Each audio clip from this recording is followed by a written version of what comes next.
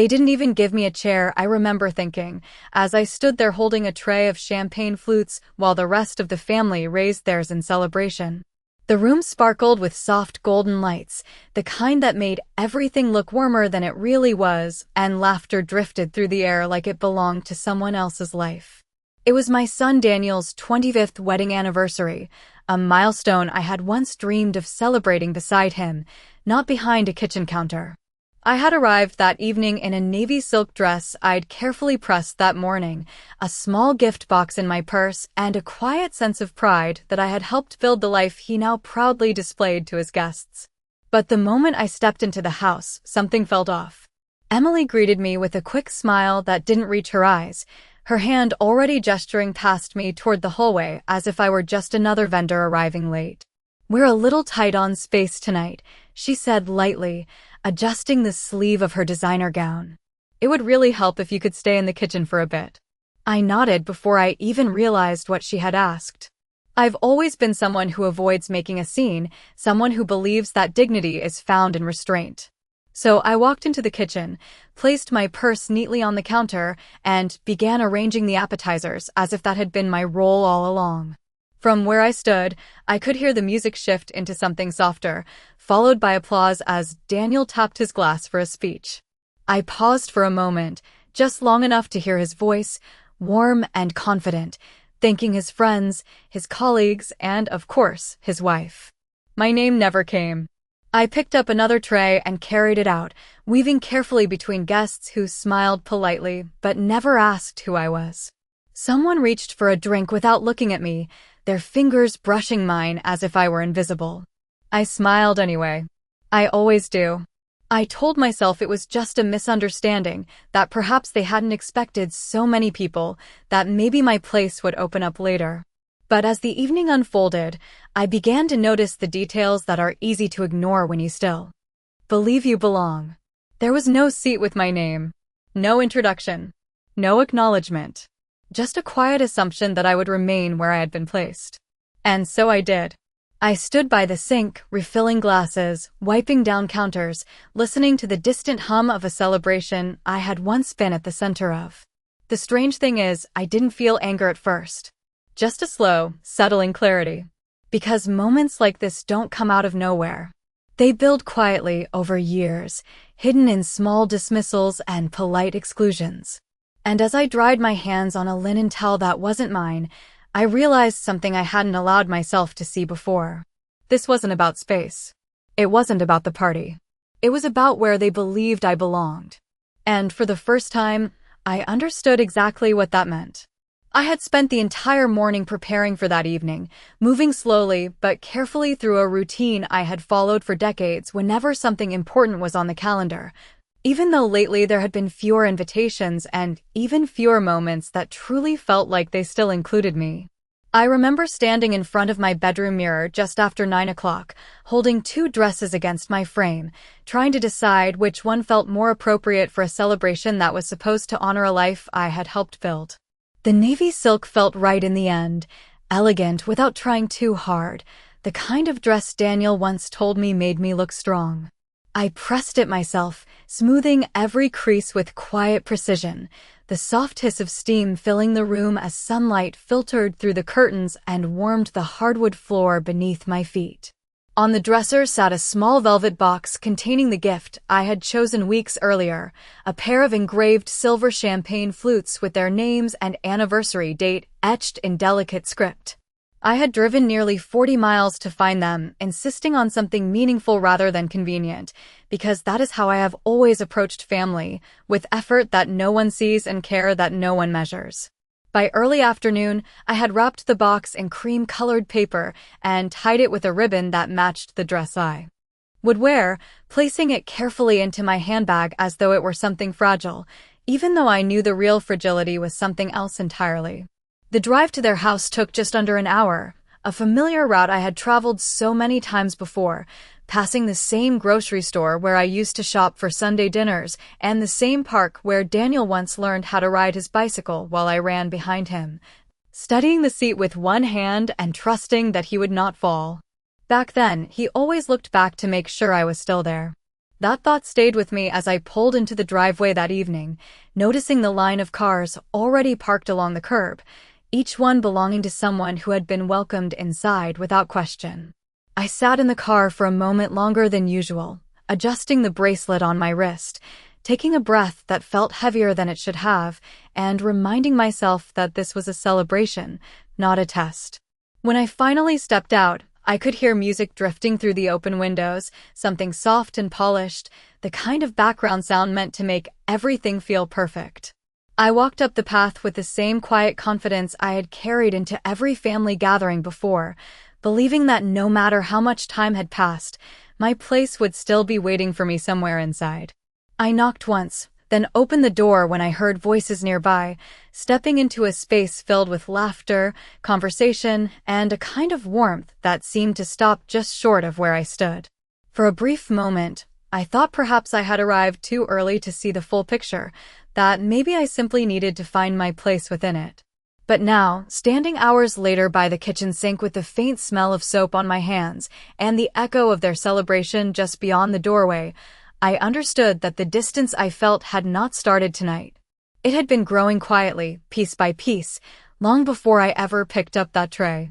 I began to notice the pattern not in what was said, but in what was carefully left unsaid, in the spaces between conversations where I once would have been included without hesitation, and now found myself standing just outside the circle, close enough to hear but not close enough to belong. Daniel passed through the kitchen twice that evening, each time with a glass in his hand and a polite, distracted smile that felt rehearsed, as though he had already decided how much of his attention I was worth before he even walked into the room. The first time, he said, "Everything okay in here, Mom?" without really waiting for an answer, his eyes already shifting toward the doorway as if something more important might be happening beyond it. I nodded, of course. I always nod. The second time, he did not say anything at all. He simply reached for a drink from the tray I was holding, thanked me in the same tone one might use for a server at a restaurant, and walked away before I could respond. That was when I felt it most clearly, not as a sharp pain, but as something quieter and far more final, like a door closing somewhere deep inside a house I had spent my life building. Emily, on the other hand, moved through the evening with a kind of effortless control, her presence filling every room, her voice rising above the music as she greeted guests, laughed at the right moments, and accepted compliments that seemed to flow toward her without resistance. I watched her from the edge of the kitchen doorway as she adjusted the seating at the main table, guiding people into place with a gentle touch on the arm, a soft suggestion spoken just loud enough to be heard. There was a moment when she glanced in my direction, just briefly, and for a second I thought she might call me over, might realize that I had not yet sat down, that I had not been part of any conversation beyond the quiet exchanges of plates and glasses. But she looked past me instead, her expression unchanged, as though I were part of the background, something useful but not worth acknowledging. I turned back to the sink then, rinsing a set of glasses that did not need rinsing, letting the warm water run over my hands longer than necessary, because it gave me something to do, something that made my presence feel justified, even if only to myself. From the other room, I could hear the beginning of a toast, the clink of silverware against glass, followed by the familiar rise of Daniel's voice as he spoke about love, commitment, and the years they had built together. He spoke well. He always has. But there was a difference now, something subtle but unmistakable, in the way he told the story, as though it had begun without me, as though the foundation beneath it had simply appeared on its own. I listened carefully, not because I expected to hear my name, but because I wanted to understand how far the distance had grown, how much of the past had been quietly rewritten into something that no longer included me. And as the applause filled the room once again, I dried my hands slowly, placed the towel back where I found it, and stood there for a moment longer than I should have, not waiting for an invitation, but acknowledging, finally, that none was coming. It happened in a moment so small that anyone else might have missed it, but I felt it as clearly as if someone had spoken it out loud, a quiet confirmation of everything I had been trying not to see. I had just stepped out of the kitchen again, carrying a fresh tray of desserts, each plate carefully arranged the way I used to do for Daniel's birthdays when he was a boy, when he would stand beside me and sneak a taste of frosting while I pretended not to notice. The memory came and went in an instant, replaced by the present as I approached the dining area, where the guests were settling into their seats, laughter softening into conversation as the evening moved toward its final course. I paused near the edge of the table, waiting for someone to take a plate, when Emily's voice cut gently through the room. "Oh, just leave those on the side, Margaret," she said, her tone light but firm, the kind that does not invite question. "We already have everything set here." For a second, I stood there, holding the tray a little tighter than I needed to, looking at the table that had been so carefully arranged, every seat filled, every place card perfectly aligned. There was no space left. Not even a suggestion of one. I nodded, of course, because that is what I have always done when faced with something I did not fully understand, but did not want to challenge. I turned and walked back toward the kitchen, placing the tray down beside the others, the soft clink of porcelain against marble sounding louder than it should have in the quiet of that room. As I reached for a cloth to wipe my hands, I heard someone ask from the dining room, "Is everyone here?" And before I could stop myself, I listened for the answer. Emily responded without hesitation, her voice carrying just enough to reach me. "Yes, we are all set." There was no pause. No correction. No glance in my direction. Just a simple statement that closed the door completely. I stood there for a moment, the cloth still in my hand, feeling something settle into place inside me, not as a reaction, but as a realization that no longer needed confirmation. It was not that they had forgotten me. It was that they had chosen not to include me. The difference is subtle, but once you see it, you cannot unsee it. I moved slowly to the sink again, rinsing a glass that did not need rinsing, the water running steady and warm as I let the moment pass through me without resistance. From the other room, the conversation picked up again, voices overlapping, laughter returning as if nothing had shifted at all. And perhaps for them, nothing had. But for me, something had changed in a way that felt permanent, like a line drawn quietly across a page that could not be erased. I dried the glass, set it down carefully, and looked around the kitchen, taking in the small details I had overlooked before, the way everything was arranged for convenience, for efficiency, for function, but not for presence. This was where I had been placed, not by accident, but by design. And for the first time that evening, I did not question it. I simply accepted it, not as a role I would continue to play, but as the truth I needed in order to decide what came next. I do not remember exactly when the memories began to feel different, but as I stood there in that kitchen, listening to the distant rhythm of laughter that no longer included me, they started to return with a clarity that felt almost deliberate, as if my mind had been quietly collecting them all along, waiting for the moment I would finally be ready to see them for what they were. It is a strange thing to revisit your own life and realize that what you once believed to be kindness or coincidence had, in fact, been something else entirely. I thought about the house Daniel and Emily now lived in, the one filled with polished furniture and carefully chosen decor, the same house I had helped them secure 5 years earlier when they told me they needed a little assistance with the down payment. I had written the check without hesitation, telling myself that this was what family does, that support given freely would always be met with gratitude in time. There had been no formal acknowledgement then, just a brief thank you and a promise that I would always be welcome there. I believed it.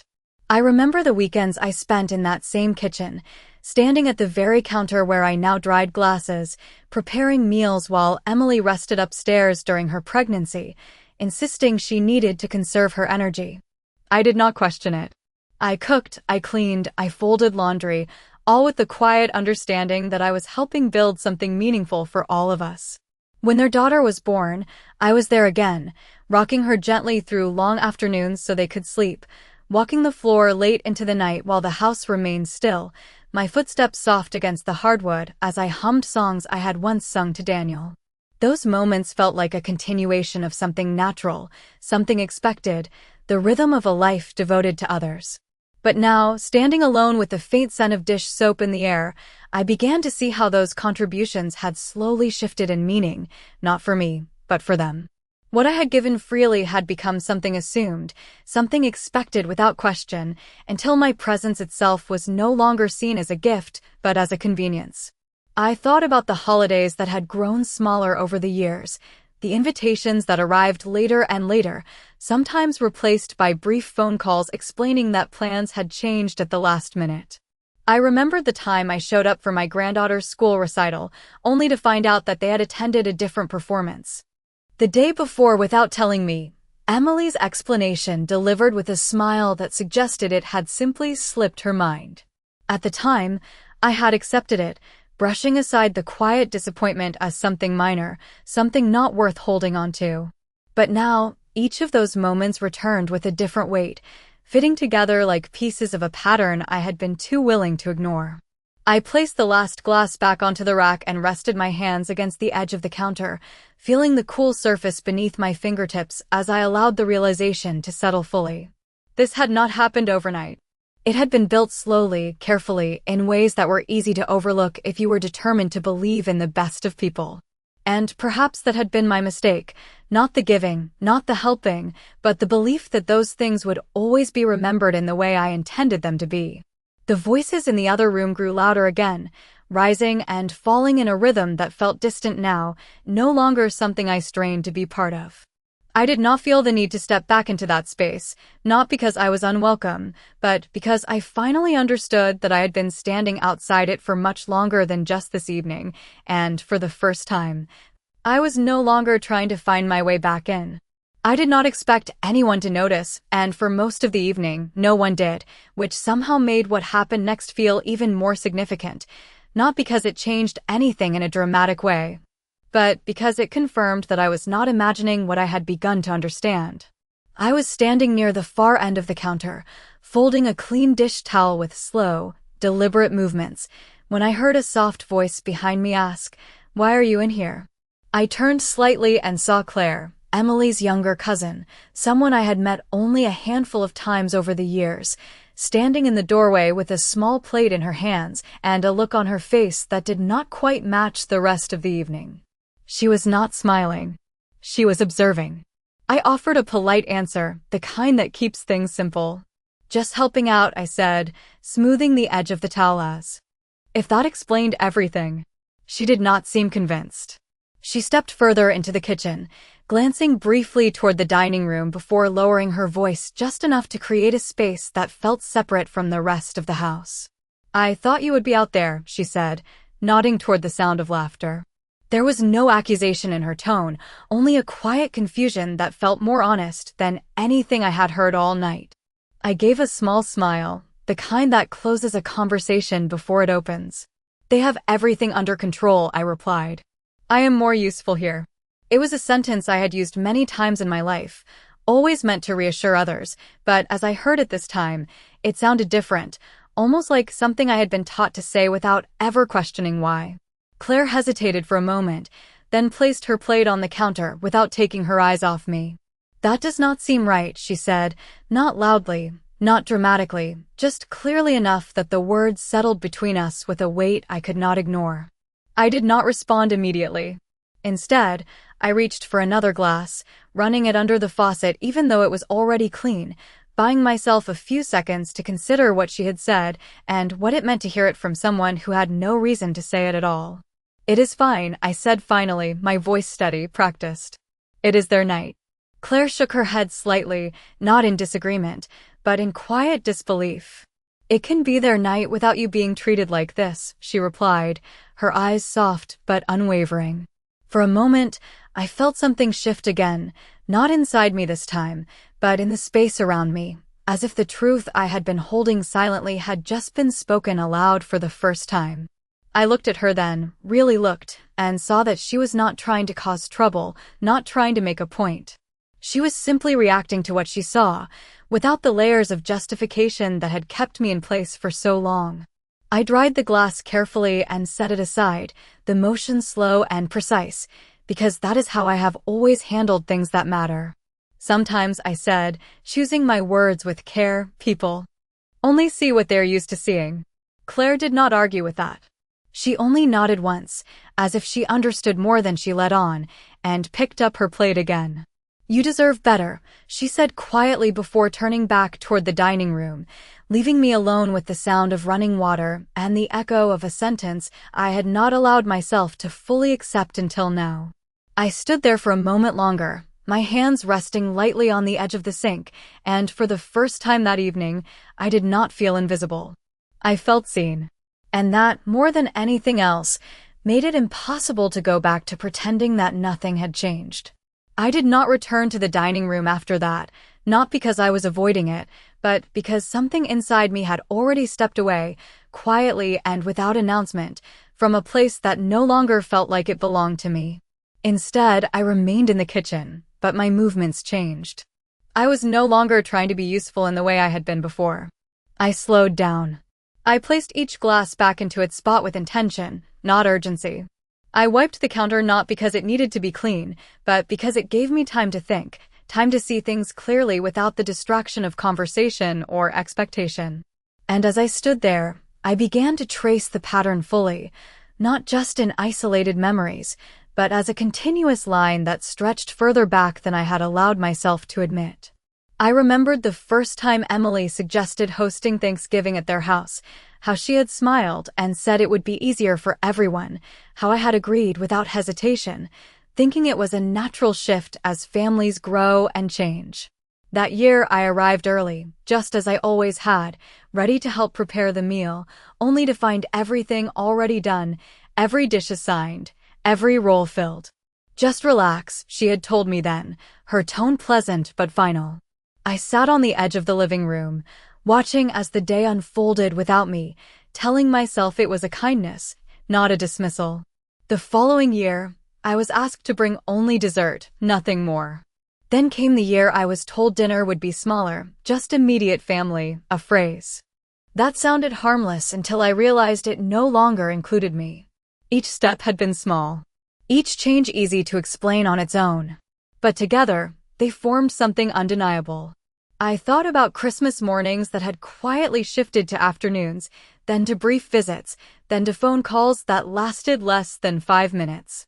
I thought about the way Emily would answer questions directed at Daniel, the way decisions seemed to be made before I ever heard about them, the way invitations began to feel more like obligations than genuine requests for my presence.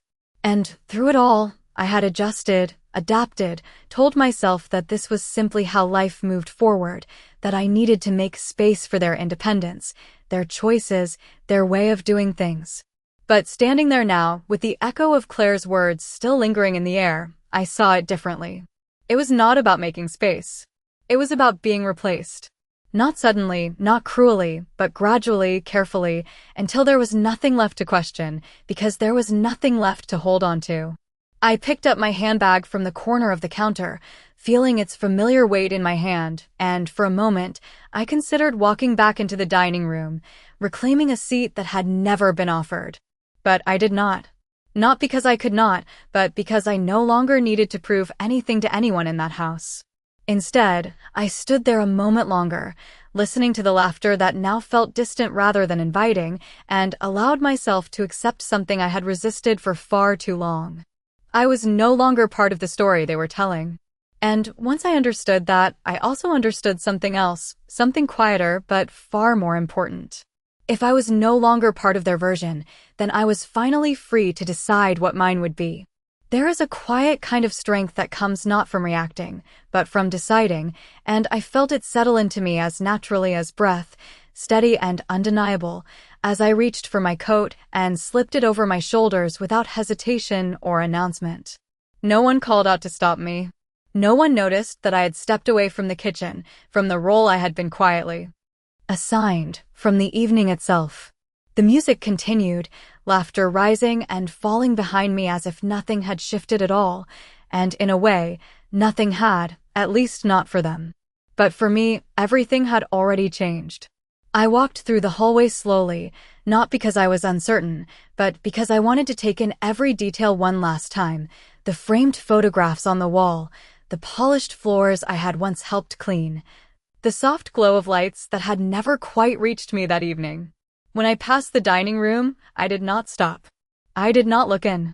I did not search for a place that had already been taken from me long before tonight. Instead, I continued toward the front door, my steps quiet, measured, and certain in a way they had not been when I first arrived. As I reached for the handle, I paused just briefly, not out of doubt, but out of recognition, acknowledging the moment for what it was, not an ending filled with anger or regret, but a turning point defined by clarity. I opened the door and stepped outside, the cool evening air meeting me with a kind of honesty that the house behind me no longer held, and for the first time that night, I felt something that had been missing for longer than I cared to admit.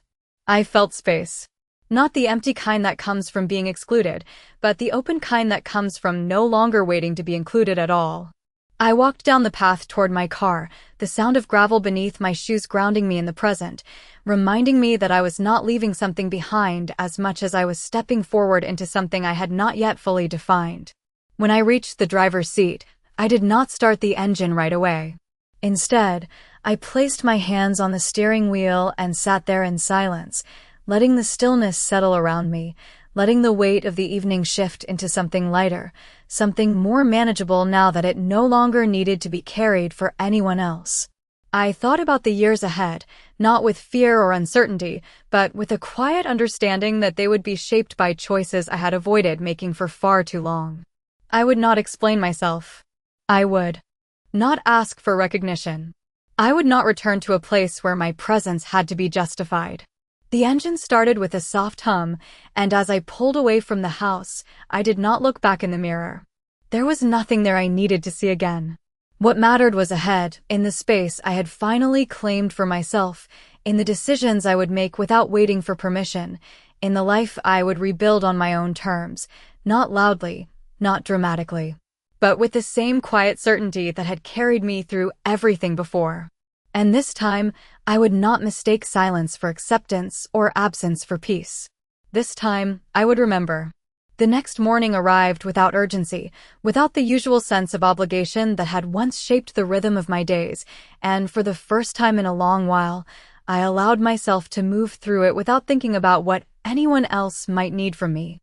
The house was quiet, the kind of quiet that does not feel empty, but settled, as though it had been waiting for me to finally hear it clearly.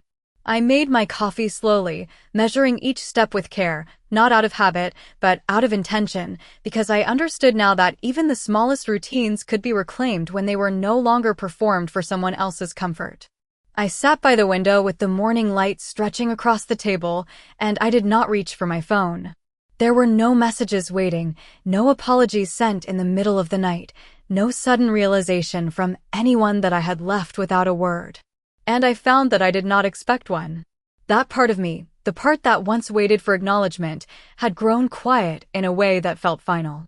Instead, I reached for a folder I had not opened in years, one that held documents I had set aside because I believed I would never need to revisit them, papers connected to decisions I had made in good faith, assuming they would always be honored in the same spirit. I laid them out on the table, smoothing each page with the same careful attention I had once given to wrapping gifts or preparing meals, and I began to read them again, this time without the filter of trust that had guided me before.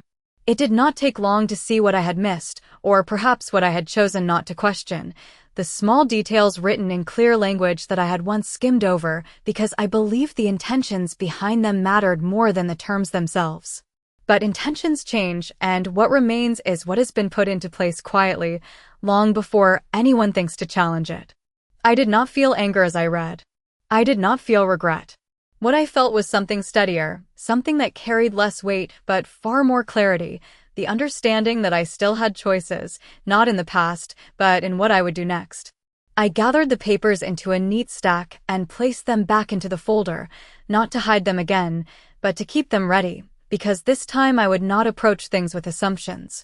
This time, I would ask questions, I would listen carefully, and I would act with the same quiet certainty I had carried with me when I walked out of that house the night before. Later that afternoon, I made a phone call, not to Daniel, not to Emily, but to someone who dealt in facts rather than feelings, someone who understood how to turn uncertainty into structure, and I scheduled a meeting for the following week. I did not explain the details over the phone. I did not need to. All I needed was a place to begin, a point from which I could move forward without relying on anyone else to define what was fair or appropriate. When I hung up, I felt a sense of alignment that had been missing for longer than I could measure, not because everything had been resolved, but because I had finally stepped into a position where resolution was possible. I returned to the kitchen then, rinsing my cup and placing it carefully on the rack, the motion simple but complete, and as I looked around the room, I saw it differently than I had before. This was not a place where I had been put aside.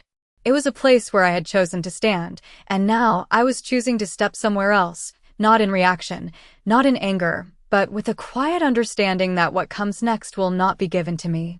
It will be decided by me.